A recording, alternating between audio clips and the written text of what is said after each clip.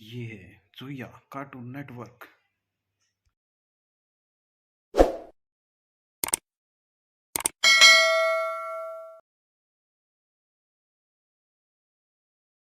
रश्मि और अमर लॉकडाउन के चलते डेटिंग ऐप पर मिलते हैं।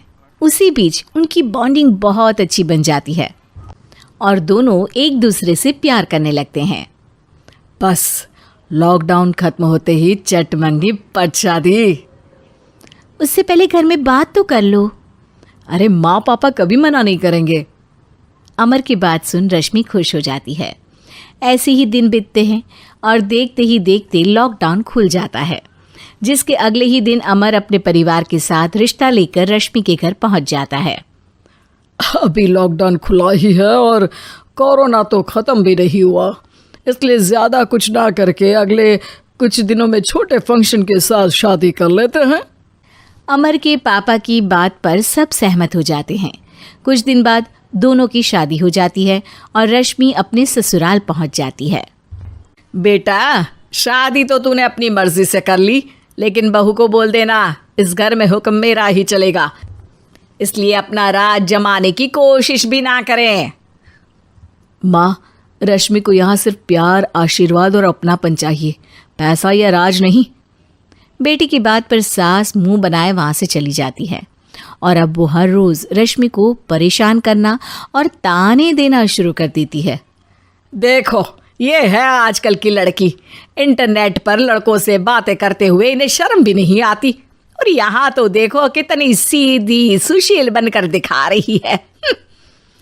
मम्मी, शादी के रिश्ते वाले इंटरनेट ऐप से जब किसी को कोई दिक्कत नहीं है, फिर डेटिंग ऐप के जरिए मिलना किस तरह गलत हो सकता है? रश्मि के डेटिंग ऐप वाली बात सुन उसकी हैरान सास तुरंत तुनक कर पूरे घर को सिर पर उठा लेती है, जिसकी आवाज़ सुन अमर और उसके पापा भी वहाँ आ जाते हैं। हाय मेरी माता, इतना बड़ा झूठ! डेटिंग ऐप को इंटरनेट के जरिए मिली है बोलकर इस कलमुही को मेरे सर ला बिठा दिया। अरे नास पिटी, तुझे जरा भी शर्म नहीं आई? वहाँ न जाने कितने लड़कों से गुलु गुलु करके तुझे मेरा ही लड़का मिला था फंसाने के लिए। माँ, मुझे तो समझ नहीं आ रहा क्या बोले जा रही हो। डेटिंग ऐप इस्तेमाल करना कोई अपराध नहीं है, और तुम रश्मि को ऐसा कैसे बोल सकती हो? मैं भी तो था उस ऐप पर। पहले उसके लिए माँ से झूठ बोला और अब लड़ाई कर रहा है।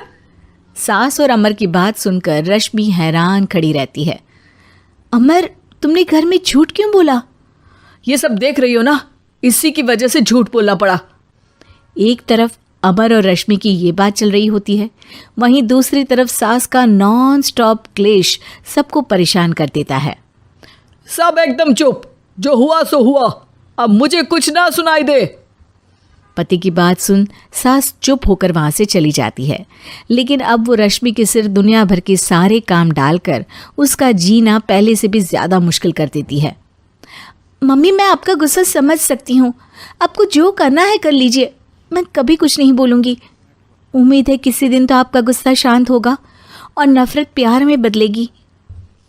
रश्मि की अच्छाई को उसका नाटक समझकर सास गुस्से के 7वें आसमान पर चढ़ जाती है और उसी शाम रश्मि को नीचा दिखाने के लिए अपनी सहेलियों को घर बुलाकर उसकी बुराइयां करने लगती है। अरे कौशल्या, क्या बताऊं, आजकल के बच्चे ना बहुत एडवांस हो गए हैं।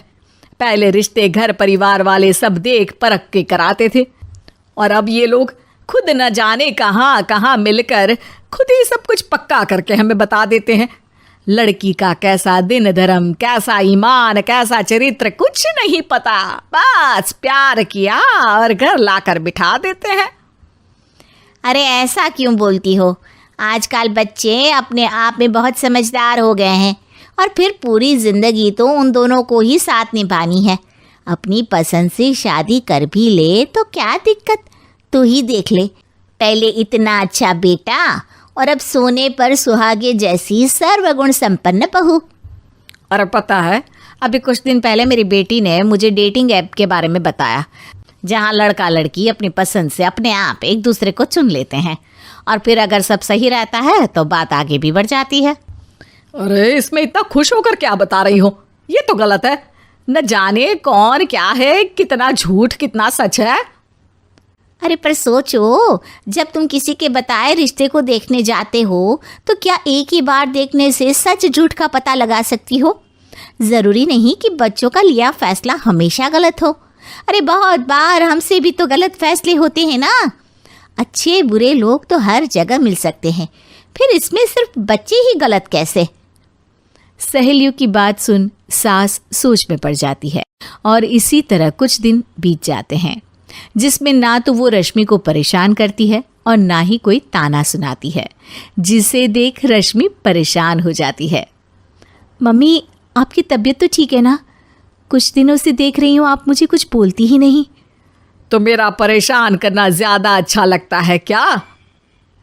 नहीं, आपकी शांति उससे ज़्यादा परेशान कर रही है। शांति इसलिए है क्योंकि मुझे एहसास हो गया है कि गलत तुम लोग नहीं, मेरी सोच है। प्यार तो एक सुंदर एहसास और शादी खूबसूरत साथ है। अगर ये साथ सच्चा है तो कहीं पर भी किसी भी तरह जुड़ा हो उससे कोई फर्क नहीं पड़ता। आप कौन है? इतनी अच्छी बातें मेरी पत्नी तो नहीं बोल सकती। क्या आप भी?